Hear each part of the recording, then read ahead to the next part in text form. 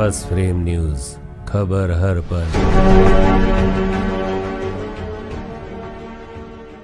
अफगानिस्तान के पूर्व में बसे जलालाबाद के बाहरी इलाकों में पिछले कुछ दिनों से हत्याओं का रूह कपा देने वाला ऐसा खौफनाक मंजर देखने को मिल रहा है जो वहशी नमे क्रूरता और राजनीतिक दुश्मनी की सभी सीमाएं पार कर चुका है। जलालाबाद का वह समूचा बाहरी इलाका आए दिनों दर्जनों ऐसी लाशों से पटा दिख रहा है जिनमें किसी का सर कलम कर पेड़ पर लटका दिया गया है, किसी को गोलियों से भून कर लावारिस हालत में सड़क किनारे फेंक दिया गया है तो किसी को खंबे के सहारे फांसी पर लटका दिया गया है। इन लाशों में कुछ के पास हाथ से लिखी पर्ची भी मिल रही है जिसमें इनका ताल्लुक इस्लामिक स्टेट की अफगान शाखा से बताया गया है। इन हत्याओं से वहां के बाशिंदे इतने भयभीत हो गए हैं कि वे घर रोजगार छोड़कर भागने की सोचने लगे हैं। वे इतनी दहशत में हैं कि उनकी रातों की नींदें हराम हो गई हैं। हालांकि इन गैर न्यायिक हत्याओं की जिम्मेदारी किसी भी संगठन ने नहीं ली है, मगर माना जा रहा है कि इन हत्याओं के पीछे तालिबान का हाथ है। इस्लामिक स्टेट से अपनी दुश्मनी के चलते तालिबान ही यह सब कर रहा है। दरअसल 2.5 महीने के अपने शासन में तालिबानियों की मानवता विरोधी क्रूरताओं और पूरी तरह से नाकाम व्यवस्था के खिलाफ जिस तरह